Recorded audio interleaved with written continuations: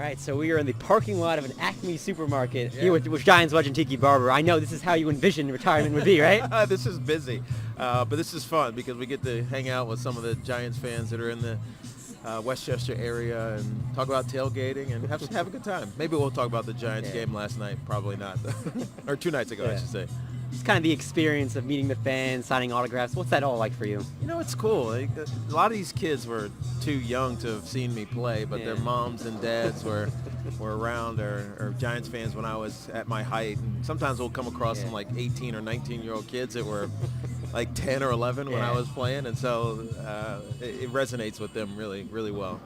You're the all-time leading rusher for the Giants. Just you had so much success here. Why did Tiki Barber and New York just work so well together? You know, I think because I smile a lot. You know, so the golden smile T too. Honestly, I think a lot of it was actually my name because kids could say it easy, and it was easy to remember. And then once I got good, it worked. I like people. I love meeting people, and so being. You like meeting me? Of course. Oh, where? But I lived in New York. I lived in the city when I was playing, and so.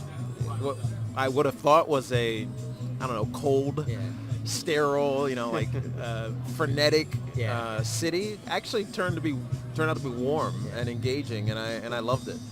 So we're co-workers, but also we're both twins. I'm a twin, you're a twin. Are you identical? Not identical, though. But just to be able to play in the NFL, having your brother also in the league, I mean, what is that like? How do you put that into words? Yeah, it's unique. But it's also a blessing because you realize how hard it is to make it. Yeah. We're starting to actually see a bunch of them now, at least brothers. The McCourty twins are playing for the Patriots, but there's a lot of brothers. You don't want to talk about New England and New York, right? Yeah, no, especially after on Thursday night. But, you know, it's great to share it with him. And even though he was down in Tampa and living a different life, having different experiences, it was cool. You know, we both dreamed of this, and it came to fruition, which is awesome. Was that like the conversation as a kid, like we're both going to make the NFL, we're both going to be millionaires or something like that? Honestly, the conversation was like, I want to be an astronaut. And I don't know what he wanted to be. He probably wanted to be a football player, but we pushed each other, like constantly pushed each other, and that was through high school and through college, and then ultimately even in the NFL. So it worked, and we both made it. I'm going to ask you about the current day Giants. You were in the booth for Danny Dimes' debut with your brother. That was pretty cool. Just what was your reaction to what you've seen so far? Yeah, so I met him last summer, so the summer before the Giants drafted him. And I was really impressed with his composure and the way he carried himself, his demeanor. And interestingly, it reminded me a lot of Eli. And so when the Giants ultimately drafted him a year later, I kind of felt like it was perfect. I mean, a lot of people were... They're like clones of each other. It's ridiculous. But a lot of people were, I don't know, they weren't fans of picking him. But to me, it was like drafting Eli 2.0. You know, he was a better athlete. He's bigger. He's faster. He's athletic. So our offense can have some more diversity to it. And, you know, to be down in Tampa for that first game where, honestly, I think there were more Giants fans than there were Tampa Bay fans because so many retirees are down there. And plus, a lot of New Yorkers flew down just to see, you know, Daniel Jones' first game.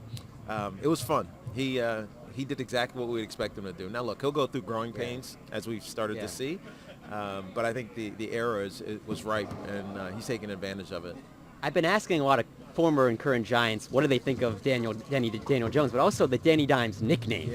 Justin Tuck said he's not going to call him that because his mom doesn't call him Danny Dimes. What do you think of the nickname? No, I'll call him Daniel as well. Danny Dimes is interesting. It's fun. Someone should trademark it for him, or he should try to. But I think he's the kind of kid that likes to be Daniel, not Danny Dimes.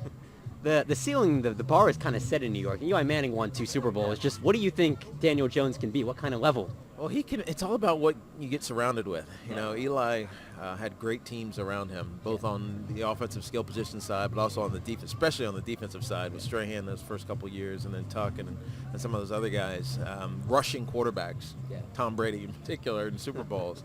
And so if Dave Gettleman does a good job of building both sides of the offense, Daniel can be a Super Bowl quarterback. There's no doubt about that. As a former running back, watching Saquon Barkley play football, how do you describe that? He's a freak, but it's fun. You know, the first thing he said to me when I met him 2 years ago was, "I'm going to break all your records." I was like, you know what? I hope so, because that means good things happening for the New York Giants. But physically, he's abnormal, right? It's just big thighs. He's got a big chest, and his muscular And even though he's 235 pounds or so, he runs like he's 190, meaning his elusiveness and his speed. And so very rarely do you have a guy like that come across the NFL that plays that position. So it's fun to watch. He's exciting to watch.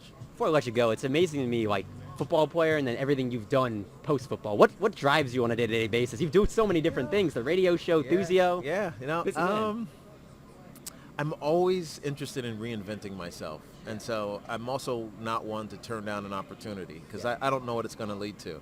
And so not everything is successful. Sometimes they fail, but you try it, and you try it fearlessly, and hopefully good things happen. And so far, I think I've been blessed.